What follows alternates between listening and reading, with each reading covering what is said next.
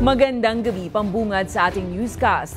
Pinasusupina ng Kamara ang ilang opisyal ni Vice President Sara Duterte na hindi sumipot sa pagbusisi ng House Committee on Good Government ukol sa paggasta ng confidential funds ng Office of the Vice President.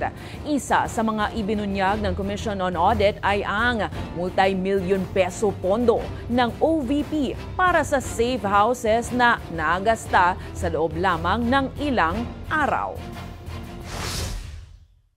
Posibleng inubos ng Office of the Vice President ang halagang 16 million pesos para sa 34 na safe house sa loob lamang ng 11 araw noong December 2022, pagsisiwalat ng Commission on Audit.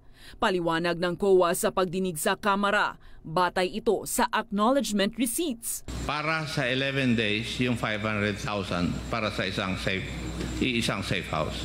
Yes, Mr. Chair. Now, if I asked you, how much would that be per day para sa isang safe house? Mr. Chair, it would amount to 45,000 something, 45,454.55 per day.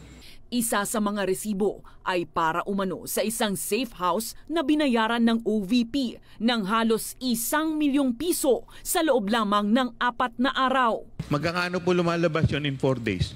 250, Mr. 250,000 per day. Hindi po ba kayo nagtaka kung bakit gano'ng kamahal?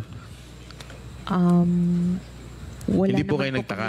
Information kung gaano kalaki building. Base pa sa COA, aabot rin sa 37 million pesos ng confidential funds ang ginastos ng OVP sa mga safe house taong 2023.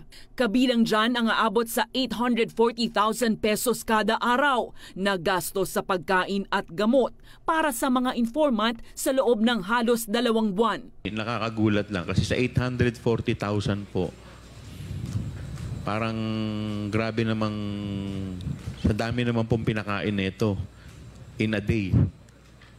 At ang dami rin pong nagkasakit. Pinatawag sa pagdinig ang 6 na opisyal ng OVP upang sanay makapagpaliwanag. Pero dahil hindi sila sumipot, ipinasupina na sila ng komite at ipinalalagay sa Immigration Lookout Bulletin. Nararapat lamang na maipatawag ang mga empleyado ng executive na mas nakakaalam ng mga transaksyong pinasok nila.